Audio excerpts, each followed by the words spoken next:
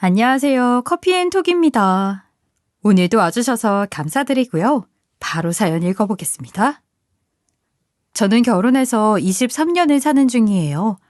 그런데 저희 시부모님은 옛날에 꽉 막힌 생각을 뼛속 깊이 가지고 있던 분들이에요. 그런 분들께 맞추면서 그 긴 시간을 제가 어떻게 보냈나 싶어요. 지금은 시어머니만 남아 계시지만 시부모님 사고방식에 맞추느라 결혼 생활이 순탄하지만은 않았어요. 결혼 후 2년간은 심지어 시어머니에게 살림을 배운 뒤에야 분가를 할 수 있었어요. 밑반찬 만드는 법부터 시작해서 국이며 밥 짓는 법, 술상 차리는 법까지 배웠죠.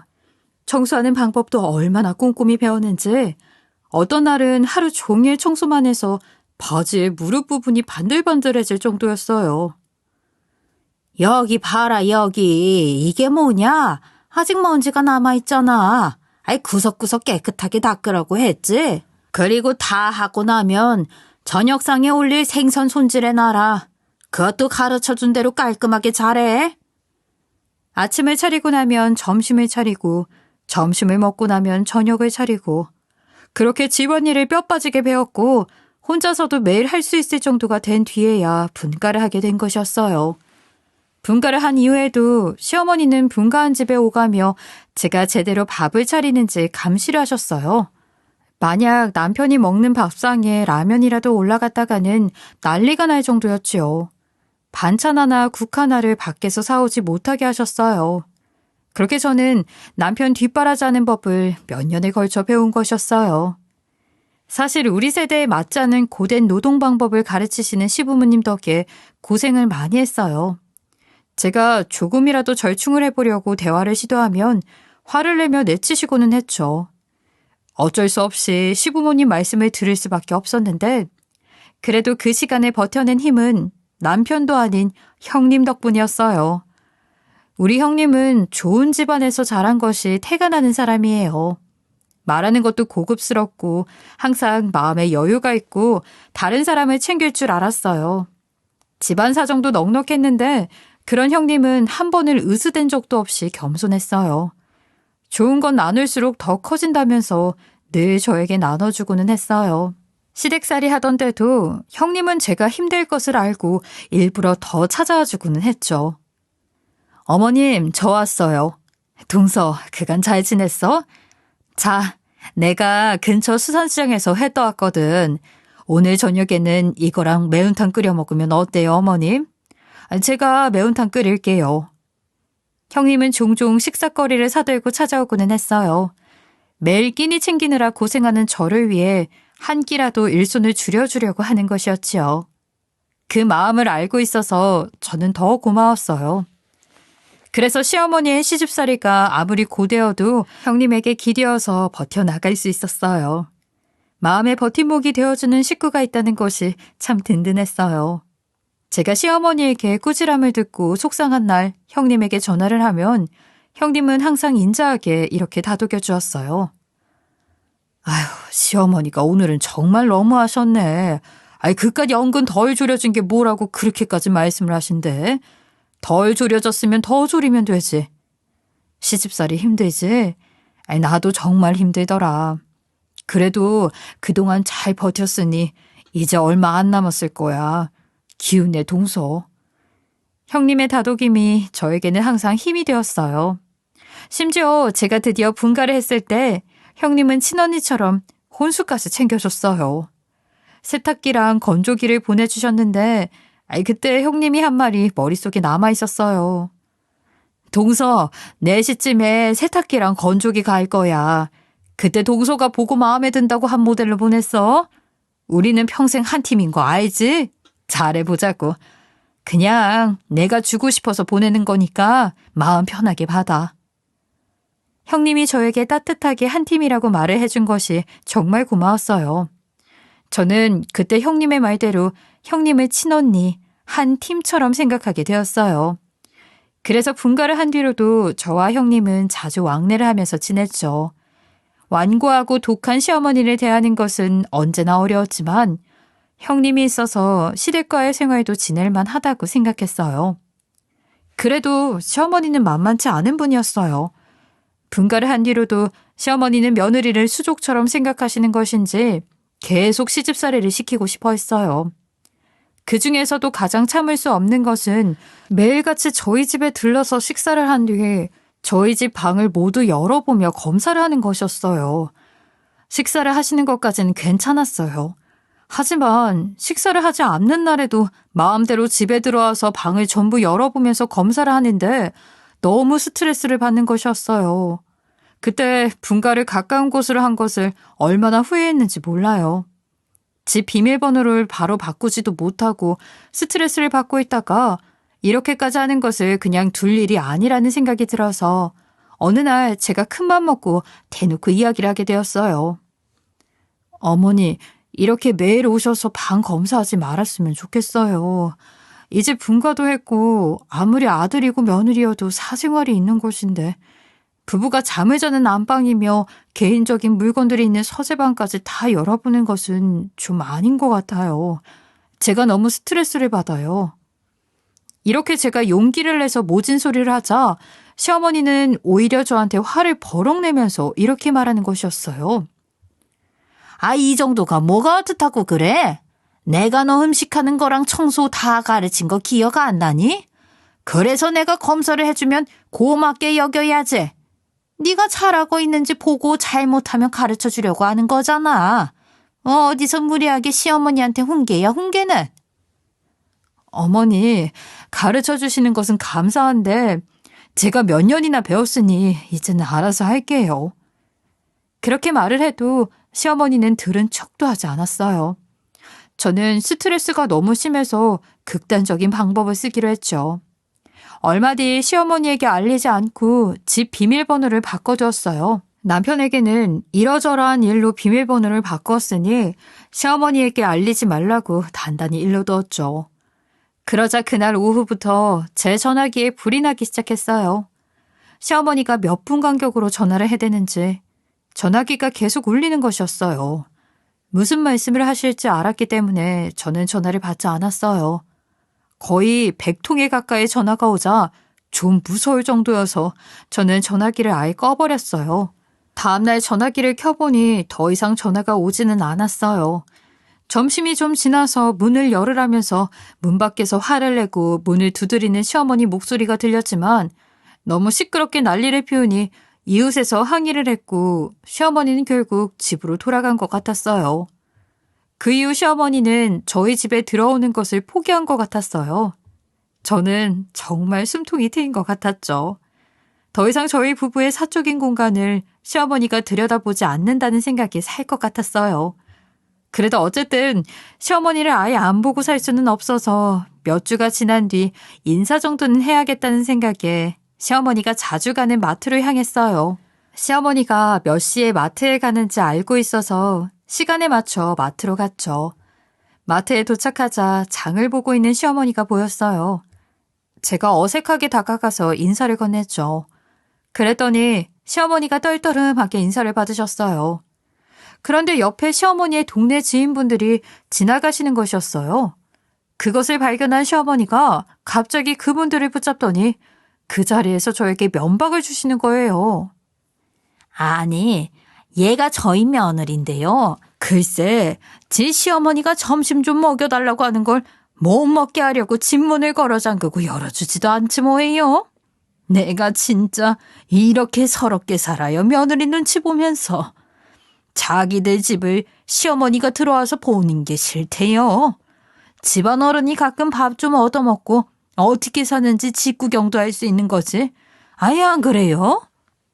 마트에 있는 사람들과 동네 지인들이 다 듣는 앞에서 그렇게 큰 소리로 말을 하니 저는 좌불안석이 되어 어쩔 줄을 몰랐어요.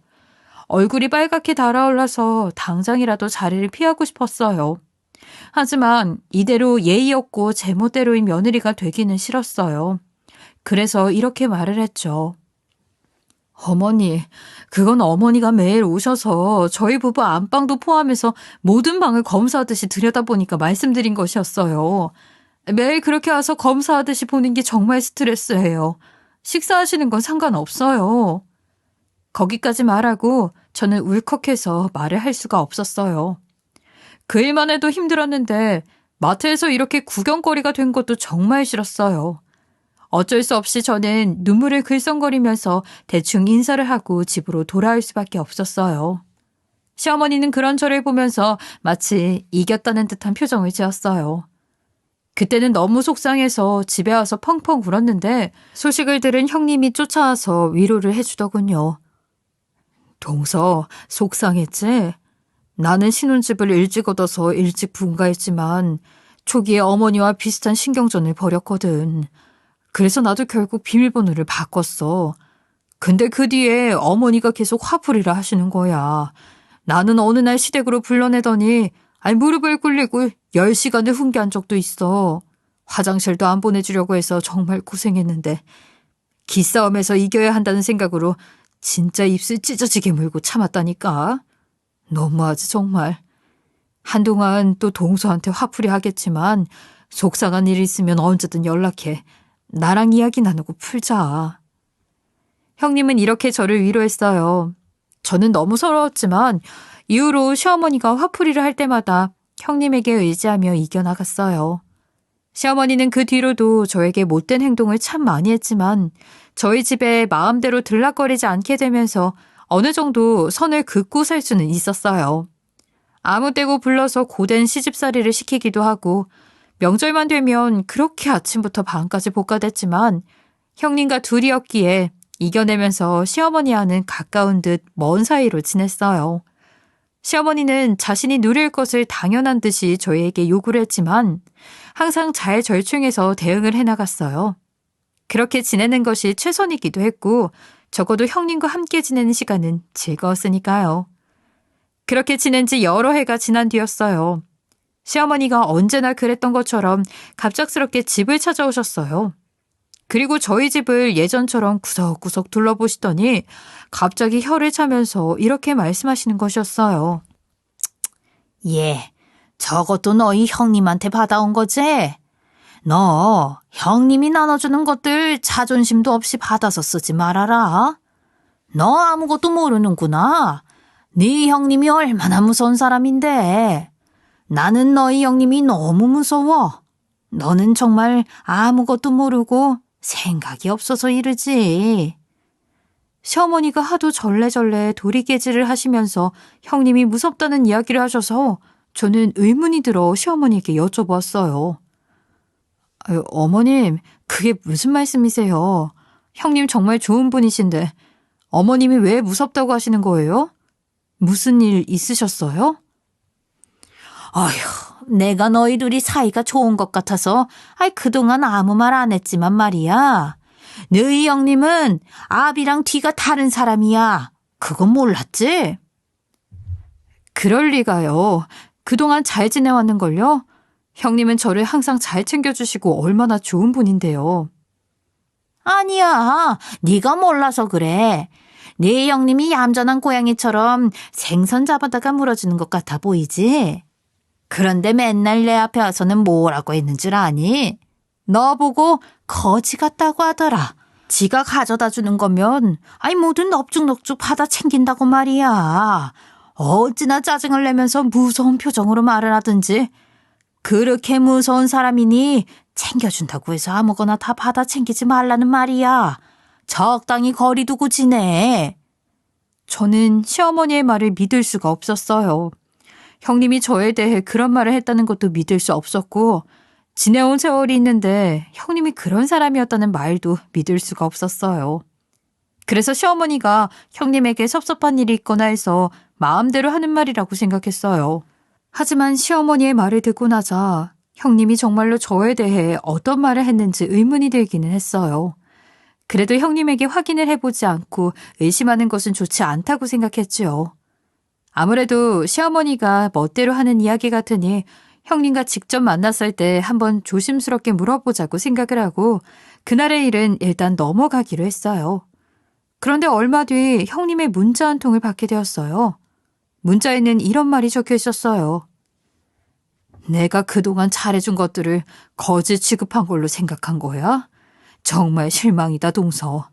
시어머니께 다 들었어. 너무 화가 나고 용서할 수가 없으니 연락하지 말았으면 좋겠어. 그동안 정말 동생처럼 아꼈는데 너무한다. 저는 뒤통수를 한 대 세게 맞은 기분이었어요. 무엇인가 단단히 잘못되었구나 싶었죠. 시어머니는 형님이 저를 거지 취급한다고 했는데 형님은 도리어 제가 형님을 질투하는 것처럼 말했으니까요. 아무래도 시어머니가 이간질을 했다는 생각이 들어서 형님에게 급하게 연락을 했지만 형님은 연락을 받지 않았어요. 오해로 인해 이미 마음이 돌아선 것처럼 보였죠. 저는 그날 하루 종일 발을 동동거리면서 연락을 했지만 형님은 제 연락을 받지 않았어요. 그렇다고 이런 상황에 말도 없이 찾아가는 것도 아닌 것 같아서 슬픈 마음으로 하루를 보냈어요. 그리고 다음 날 이 사달을 만든 시어머니가 뻔뻔스럽게 저희 집으로 찾아왔어요. 저는 당장 따질까 싶었지만 시어머니 성격에 제 말을 듣지 않을 것을 잘 알아 일단 입을 다물고 있었어요.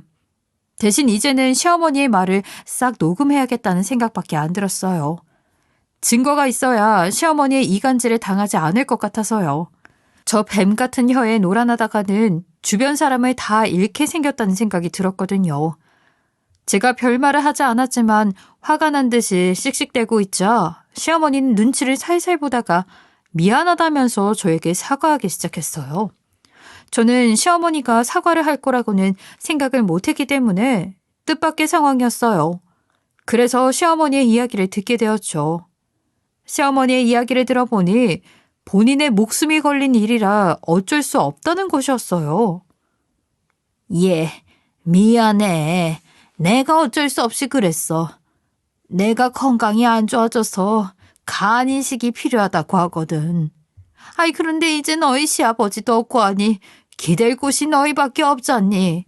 근데 너희 형님이 간 이식에 적합자라고 하잖아. 그런데 그걸 가지고 나를 협박하더라.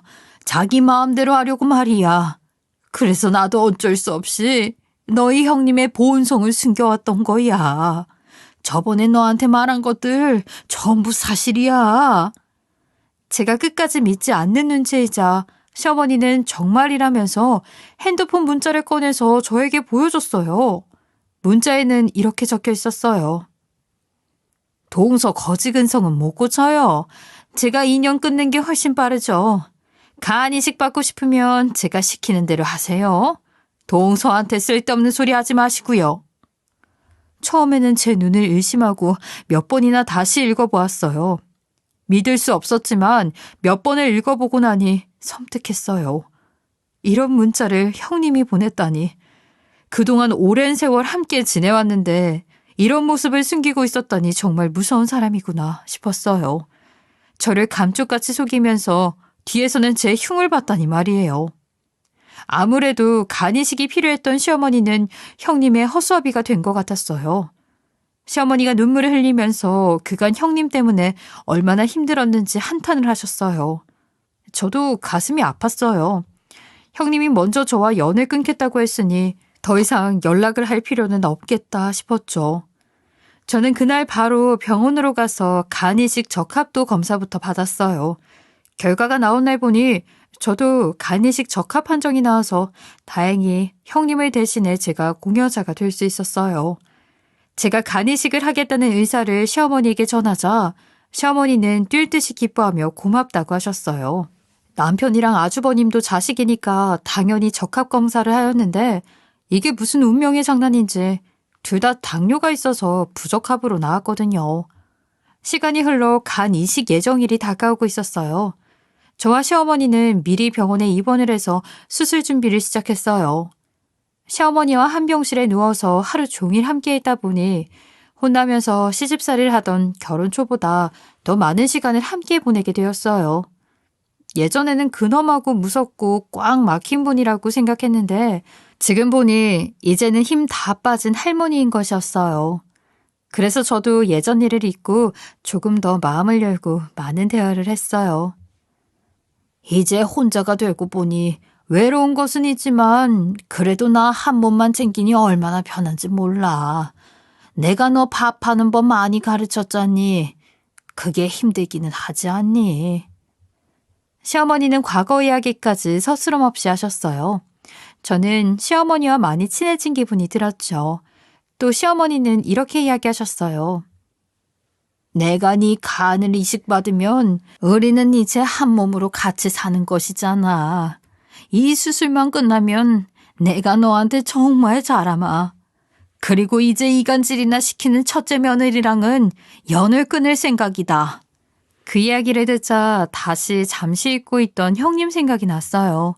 몇 년을 친언니처럼 생각하던 형님이 그런 사람이었다니 아직도 믿기 어려웠어요. 그래서 마음이 뒤숭숭해졌어요. 밤이 되고 시어머니는 금방 잠에 들었지만 저는 한 번 떠오른 형님 생각이 지워지지 않아서 새벽까지 잠에 들지 못했어요. 시어머니의 말이 사실인 것이 틀림없어 보였지만 이대로 형님을 외면해도 될까 하는 생각이 들었어요. 그리고 정말 만약에라도 시어머니 말이 사실이 아니라면 어쩌지? 그런 생각에 새벽까지 잠을 이루지 못하고 있었죠. 그런데 새벽 1시가 넘은 시간에 모르는 번호로 갑자기 전화가 걸려온 것이었어요. 받지 않으려고 했는데 이 시간에 전화가 온 것이 수상하기도 하고 무엇보다 촉이라는 것이 있잖아요. 마치 제 마음을 읽기라도 한 듯 형님이 전화를 했을 거라는 생각이 드는 것이었어요. 저는 망설이다가 전화를 받아들었어요. 전화를 받아보니 아니나 다를까 형님의 목소리가 들렸어요. 동서, 일어나 있었어? 설마 지금 병원이야? 벌써 간 이식 수술 마친 거 아니지? 저는 오랜만에 듣는 형님 목소리가 반갑기는 했어요. 하지만 어떤 말을 해야 할지 몰라서 우물쭈물하다가 이렇게 물어보았어요. 형님, 이 시간에 어쩐 일이세요? 네, 저 병원 맞아요. 수술은 며칠 뒤에요. 근데 어떻게 하셨어요?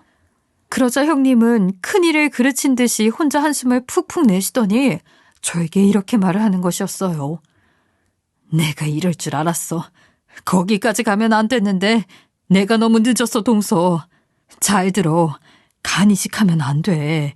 독한 시어머니가 간 이식을 우리한테 받고 싶어서 우리 둘 다 이용한 거야. 자기 자식들한테 받으면 될 걸 꼭 우리한테 받으려고. 정말 독한 양반이야. 내 말 잘 듣고 간 이식 거절한다고 병원에 말해. 네? 하지만 이미 수술 준비 중인걸요. 그리고 어머니 말로는 형님이 이간질을 했다고 하던데요. 저한테 형님이 보낸 문자도 보여주셨어요. 그거 다 거짓말이야. 어머니가 내 핸드폰으로 혼자 한 거라고. 동서한테 가서 내 이야기 이상하게 하던 그날 어머니가 내 핸드폰 가지고 간 걸 뒤늦게 알아서 설명할 방법이 없었어. 지금 통화하는 거 새로 개통한 핸드폰이야. 어머니가 분명히 동서한테 간 이식해달라고 했을 것 같더라고. 그런데 내가 친정집에 일이 좀 터져서 지방에 내려갔다 오느라 동서한테 설명을 충분히 못한 사이에 벌써 간 이식 적합검사까지 하고 입원까지 했구나. 동서가 나를 안 믿어도 찾아가서라도 말렸어야 했는데. 동서, 내 말 믿어야 돼. 우리 한 팀이잖아. 우리가 함께 지낸 세월이 얼마인데. 어머니 말 믿어? 나 그런 사람 아닌 거 동서가 더 잘 알잖아. 형님은 수술이 며칠 안 남았다는 제 이야기를 듣고 더 다급하게 설명을 했어요. 저는 또 뒤통수를 한 대 맞은 기분이었죠. 이렇게 되자 누구 말이 진짜인지 알기가 어려웠어요. 시어머니 말을 믿고 간 이식을 하겠다고 입원까지 했는데 형님은 그 모든 게 시어머니의 거짓말이라고 하고, 그래서 저는 전화를 끊은 후 잠든 시어머니의 소지품을 몰래 뒤져보았어요. 설마 하는 마음으로 시어머니의 가방을 뒤적여보니 아니나 다를까 가방 속 주머니 안에 꺼져 있는 형님의 핸드폰이 들어있는 것이 아니겠어요? 저는 또 덜컥 놀랐어요. 정말로 형님 말씀대로 이 모든 것이 형님이 아닌 시어머니의 짓이라는 말일까요? 그렇다면 저는 시어머니의 말만 믿고 제 간을 빼주려고 입원까지 했다는 말인데, 시어머니의 거짓 노름에 노란한 것이라면 제가 너무 억울한 상황에 처한 것으로 느껴졌어요. 저는 어떻게 하면 좋을지 고민하느라 그날 밤을 꼴딱 샜어요. 어느새 수술은 하루 뒤로 다가왔거든요. 오늘 내로 시어머니에게 확인을 해야 할지 아니면 수술 하루 앞두신 나이 많은 시어머니를 자극하지 않는 것이 좋을지, 또 형님의 말이 정말로 사실인지 모든 것이 고민되어 저는 고민만 하다가 잠이 들어서 그날은 그냥 그렇게 보내고 말았어요. 다음 날인 수술 당일이 되었어요. 아침 일찍 형님이 병원에 찾아와 병실의 모습을 보였어요. 그런데 형님이 병실에 얼굴을 내민 순간 시어머니는 형님을 보자마자 경기를 일으키는 것 같이 소리를 지르며 난리를 치는 것이었어요. 갑작스럽게 벌어진 난리에 저는 정말 깜짝 놀라고 말았어요. 이 무서운 년 어딜 찾아와? 당장 나가지 못해? 가. 나한테 며느리는 하나뿐이야. 그러면서 시어머니는 형님을 향해 베개를 내던지고 그걸로 성이 차지 않았는지 일어나서 형님을 병실 밖으로 떠미는 것이었어요. 그리고 당장 나가라며 고래고래 악을 썼어요. 두 사람은 복도까지 나가서도 그렇게 실랑이를 하다가 결국 형님은 주변에 폐를 끼치지 않기 위해 저한테 인사도 하지 못하고 바로 엘리베이터를 타러 갔어요. 너무 순식간에 벌어진 일이라 제가 어쩌지도 못했는데 잠시라도 형님과 이야기를 해야겠다 싶어서 엘리베이터 앞으로 쫓아왔어요. 마침 형님이 탄 엘리베이터가 닫히려고 하고 있었고 제가 엘리베이터를 잡았는데 뒤에서 시어머니의 부르령이 떨어졌어요. 당장 이리로 와. 전용 가라고 해. 어서 엘리베이터 문 닫지 못해? 어서. 저는 어쩔 수 없이 엘리베이터 버튼에서 손을 뗐어요. 그런데 엘리베이터 문이 닫히기 직전 절박한 표정의 형님이 아무 말도 없이 제 손을 잡더니 작은 쪽지 하나를 넘겨주는 것이었어요. 저는 그걸 받아서 얼른 보이지 않게 환자복 주머니에 넣었어요. 시어머니가 바로 쫓아와 씩씩대며 저를 데리고 다시 병실로 돌아갔어요. 그리고 거의 2시간 동안 시어머니는 화를 내면서 형님 욕을 계속했어요. 이 간사한 게 병원까지 쫓아와서 나를 괴롭혀? 너도 절대 저거 만나지 마. 믿지도 말고. 내가 누누이 말했지? 아주 자기 마음대로 하려고 끝까지 나를 따라다녀. 어휴, 수술만 끝나봐라. 내가 가만두지 않을 거야. 저는 수술을 앞둔 나이 많은 시어머니가 큰일이 날까봐 맞장구 쳐드리면서 형님에 대해 고민하느라 정신이 없었어요. 생각을 정리할 수가 없었죠. 당장 오늘이 수술인데 이 일을 어떻게 해야 할까 싶었어요. 시어머니가 화를 다 내고 침대에 다시 앉으신 다음 저는 화장실에 가겠다고 하면서 병실을 나왔어요. 저는 수술실 근처를 계속 배회하면서 초조하게 걸어 다녔어요. 머릿속도 복잡했지만 점점 고민할 시간이 줄어들어가고 있었어요. 벌써 몇 시간 후면 수술대에 올라가야 했어요. 내가 정말로 시어머니에게 속아서 내 배까지 갈라 간을 옮겨주는 것이면 어쩌지? 형님이 여기까지 찾아온 것을 보면 형님의 말이 완전한 거짓말은 아닌 것 같은데 그렇게 고민을 계속하다가 퍼뜩 아까 형님이 준 쪽지가 생각났어요. 시어머니의 기분을 맞추느라 또 아침의 사건의 충격 때문에 정신이 없어서 쪽지의 존재를 완전히 잊어버린 것이었어요. 저는 목마를 때 물 찾는 사람처럼 정신없이 주머니를 뒤져 쪽지를 꺼내 열어보았어요. 큰애야, 아까 베개 던진 건 미안해. 싱싱한 간만 받아내면 얘는 곧바로 버리자. 쪽지 안에는 급히 휘갈겨 쓴 글씨로 이렇게 적혀 있었어요. 저는 입이 떡 벌어졌죠. 이것은 형님이 저에게 적은 글이 아니라 시어머니가 형님에게 적어서 건넨 것이었어요. 둘이서 복도에 나갔을 때 형님에게 쥐어준 것이 분명했죠. 쪽지에는 진짜 두 얼굴의 정체가 들어있었어요. 바로 시어머니였죠. 입원한 며칠간 눈물까지 흘리며 이제 한 몸이 되는 것이라던 시어머니의 입을 찢어놓고 싶었어요. 시어머니의 정체는 천인공노할 앞과 뒤가 다른 악인이었던 것이었어요. 저는 주먹을 꽉 쥔 채 쪽지를 구겼어요. 그동안 시어머니에게 들은 이야기는 원점으로 돌려놓게 되었죠. 시모가 말한 형님에 대한 이야기는 저에게 간이식을 받아내기 위한 거짓말이자 주작이었어요. 저는 거기에 깜짝 속아서 간까지 빼주려고 했다는 사실이 정말 분했죠. 당장 병실로 돌아가 다 엎어버릴까 하다가 그랬다가는 또 시어머니가 난리를 치거나 눈물을 흘리면서 거짓말로 저를 설득할 것이 두려웠어요. 한 번 속았는데 또 속지 말라는 법이 없으니까요. 고민을 하다가 수술을 받기 전에 몰래 빠져나가기로 했어요. 어차피 곧 수술 시간이었어요. 제가 병실에 들어선 지 얼마 되지 않아서 수술대로 올라갈 시간이라며 간호사들이 찾아왔어요. 저는 순순히 수술대로 향하는 척 하면서 내내 타이밍만 살폈죠. 갑자기 뛰어가면 간호사들도 쫓아올 것 같아서 저는 일단 수술대에 누웠어요. 그렇게 수술실 입구에 가까워지는 순간 저는 간호사를 붙들면서 부탁을 했어요. 간호사 선생님, 제가 너무 긴장이 되어서 그런지 갑자기 배가 아파서요. 정말 죄송한데 화장실 한 번만 더 다녀와도 될까요? 금방 돌아올게요. 간호사 선생님이 알겠다고 말했고 저는 시어머니에게 금방 돌아오겠다고 말한 뒤 수술대에서 내려왔어요. 그리고 화장실 쪽으로 가는 척하면서 죽을 힘을 다해 뛰기 시작했어요. 다행히 저를 쫓아오는 사람은 없었어요.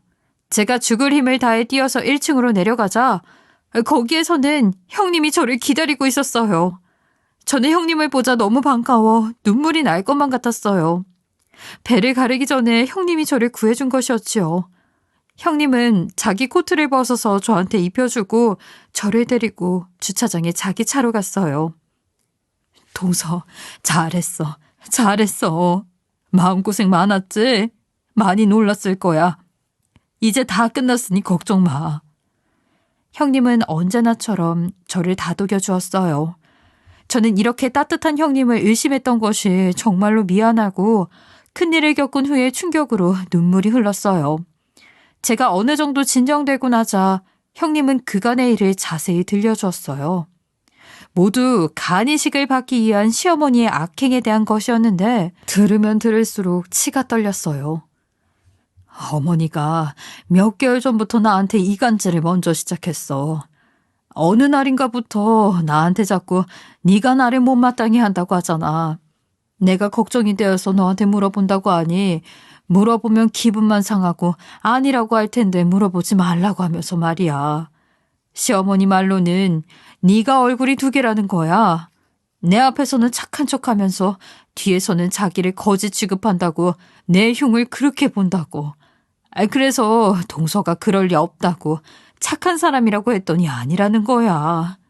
어머니 말로는 자기가 간이식을 받지 않으면 안 되는 상황이라 동서한테 간이식을 부탁했더니 그걸 빌미로 자기를 식모 부리듯 부려먹고 그러고 나서도 간이식을 쉽게 안 해준다고 했다는 거야. 아직도 계속 괴롭히는데 자기는 생명이 달린 상황이라 동서가 시키는 대로 해야만 한다는 거지. 처음에는 나도 깜빡 속을 뻔했어. 하지만 동서를 만날 때마다 살펴보면 동서는 그런 것은 전혀 모르는 눈치고 그래서 시어머니가 마음대로 지어낸 말이구나 하고 나는 혼자 결론을 냈거든. 그래서 시어머니한테 말씀을 드렸어. 나는 이런 식으로 간이식을 해드리고 싶지 않으니 제 남편이기는 하지만 아들이랑 이야기해보시거나 기증자 알아보시라고. 그렇게 거절했더니 그대로 너한테 가서 나한테 한 이간질을 똑같이 한 거야. 이번에는 내 핸드폰까지 훔쳐서 증거까지 만드니까 동서도 깜빡 속은 거지. 시어머니는 형님이 자기의 계략에 넘어오지 않자 이번에는 형님의 핸드폰까지 빼앗고 아예 본인이 문자까지 조작해서 어설픈 증거로 저를 속여 넘긴 것이었어요. 저는 형님의 이야기를 듣고 나자 그동안 무엇인가 찝찝했던 것들이 다 풀리는 기분이었어요. 형님, 어쩐지 좀 이상하더라고요. 형님은 평소에 핸드폰 문자로는 거의 단답밖에 안 하시잖아요. 근데 시어머니가 보여준 문자들은 협박에 가까운 긴 글들이라 형님 같지 않다고 생각했거든요. 그간 저도 형님을 겪어왔는데 그런 모습은 처음이어서요. 너무 다른 사람 같아서 형님이 맞나 싶었지만 시어머니가 이 정도로 다른 면이 있는 무서운 사람이라고 우기니까 그런가 하고 있었어요. 그리고 엊그제 형님 전화 받고 나서 시어머니 가방을 보니까 형님 핸드폰이 떡하니 들어있더라고요. 생각해보니 시어머니가 그렇게 경계할 정도로 무섭다고 하는 형님의 핸드폰을 빼앗아 온 것 자체가 이상하기도 하고요. 그렇게 무서운 사람의 핸드폰을 어떻게 빼앗아 오겠어요. 시어머니는 자신이 꾸민 일이 완벽하다고 생각하신 것 같은데 형님을 아는 사람이라면 자세히 생각해보면 이상한 일이었네요. 시어머니는 이렇게 허술한 줄도 모르고 본인의 이간질이 성공적이라고 믿고 있는 것이었어요.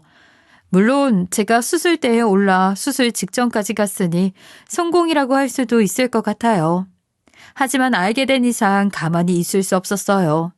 저희는 병원 1층 수납 창고로 가서 수술 취소를 한 뒤 바로 형님 차를 타고 형님 집으로 향했어요.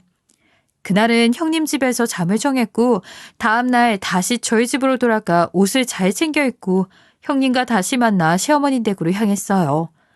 시어머니 댁에 가보니 시어머니는 수술을 받지 못한 채 허망하게 집으로 돌아와 있었어요. 제가 들어서자 시어머니는 저를 보고 금방 화를 냈어요.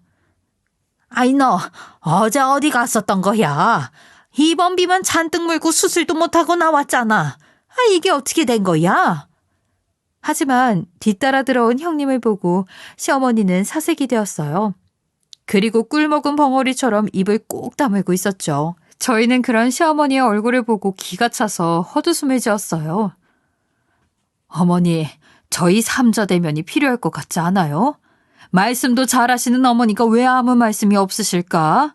어서 이야기 좀 해보세요. 제가 어떤 사람이라고요?